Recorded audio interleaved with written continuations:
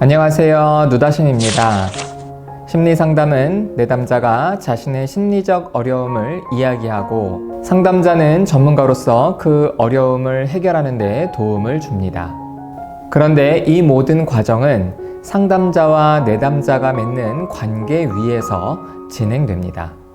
여기서 말하는 관계란 어떤 목적과 필요에 의해서 만나는 전문가와 고객의 만남을 넘어서 인간과 인간의 만남이라는 의미입니다.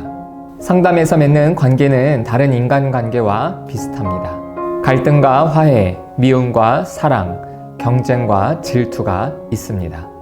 그래서 상담을 받다 보면 상담에 가기 싫을 때도 있지만 상담이 너무 좋을 때도 있죠.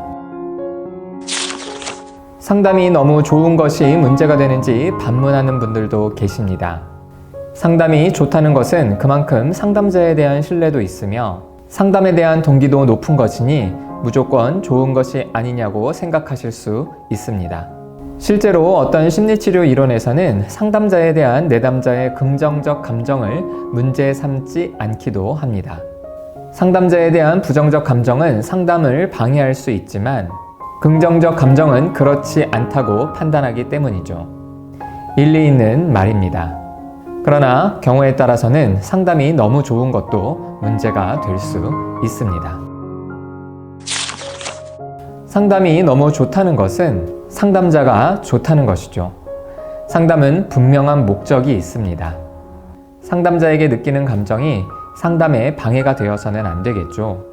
상담자가 좋을 때의 문제는 솔직성의 원칙이 무너지는 것입니다. 솔직성은 상담에서 가장 중요합니다. 상담자에게 잘 보이기 위해 상담자가 실망하거나 싫어할 만한 내용을 숨겨서는 안 됩니다. 상담자는 전문가이기 때문에 내담자가 숨기고 있는 것을 결국에는 알아차릴 것입니다. 이러면 상담자와의 관계가 더 힘들어집니다. 따라서 상담자가 너무 좋아서 솔직하게 이야기하는 것이 어렵다고 상담자에게 직접 말해주세요. 어떤 분들은 자신의 문제가 해결되면 좋아하는 상담자와 더 만나지 못할 수 있다고 생각해 스스로 회복을 방해합니다. 상담 과정에 성실히 참여하지 않을 수도 있고 문제가 해결되었음에도 상담자에게 이야기하지 않거나 오히려 계속 힘들고 어렵다고 이야기할 수 있습니다. 자신이 회복되었다는 것을 알면 상담자가 종결하자고 이야기할 것 같으니까요. 그러나 내담자가 회복되었더라도 내담자가 원하지 않으면 상담자가 일방적으로 상담을 끝내지는 않습니다. 상담자가 너무 좋아서 종결하기 싫다고 말하면 상담자는 내담자의 감정을 함께 들여다보면서 마음을 나눌 것입니다.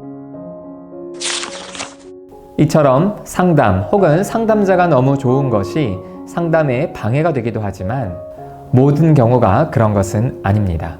성격장애처럼 좀처럼 회복되기 어려운 문제로 상담을 받는다면 상담이나 상담자를 좋아하는 것이 꼭 필요합니다.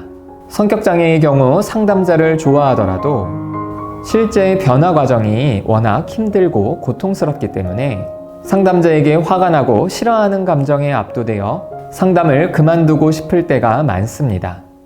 오히려 상담자를 좋아하는 마음이 크지 않다면 내담자는 일방적으로 상담을 종결할 수도 있습니다. 이럴 경우 상담 혹은 상담자를 좋아하는 것이 꼭 필요합니다. 지금까지 드린 말씀은 개인 상담을 염두에 둔 것입니다. 개인 상담과 달리 집단 상담의 경우 상담이 좋다는 것은 집단의 리더를 좋아한다기보다는 집단 자체를 좋아하는 것입니다. 특히 집단 중에서도 비구조화, 개방형, 위클리, 비개위 집단은 집단 자체를 좋아하는 마음이 큰 것이 전혀 문제가 되지 않습니다.